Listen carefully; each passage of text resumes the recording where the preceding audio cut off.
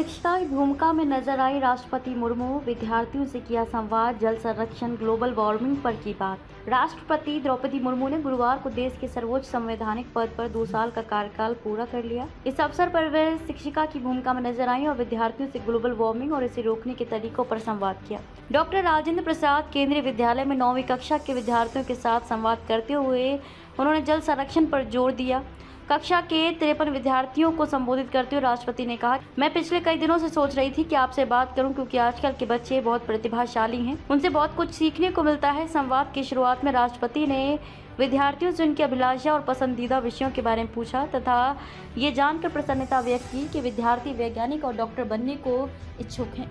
राष्ट्रपति ने कहा कि पूरी दुनिया में वैज्ञानिक, जनता, प्रशासक और शासक बहुत बड़ी समस्या पर संगोष्ठी, सम्मेलन और सभा कर रहे हैं। क्या आप जानते हैं कि वह समस्या क्या है? इस पर तुरंत विद्यार्थियों ने जवाब दिया कि जलवायु परिवर्तन, ग्लोबल वार्मिंग और पर्यावरण प्रदूषण। राष्ट्रपति ने कहा कि उन्होंने स्कूल में पढ़ा था कि 6 ऋतुएं होती हैं, लेकिन हम केवल 4 महसूस। उन्होंने कहा कि इन चारों में से सबसे ज्यादा गर्मी का एहसास हमें ग्लोबल वार्मिंग की वजह से होता है। दिन ब दिन तापमान बढ़ता जा रहा है और इसका असर सिर्फ इंसानों पर ही नहीं बल्कि जानवरों, पक्षियों और पेड़ों पर भी पड़ रहा है। उन्होंने कहा कि ग्लोबल वार्मिंग की वजह से देश के कई हिस्से सूखे की मार झेल रहे हैं, इसलिए जल संरक्षण की जरूरत है। उन्होंने कहा कि बच्चे ये भी जानते हैं कि पर्यावरण प्रदूषित हो रहा है और हमें और पेड़ लगाने चाहिए। हमें पानी की बर्बादी को रोकने और उसके संरक्षण के लिए कदम उठाना चाहिए। हमें वर्षा जल को जमा करना चाहिए।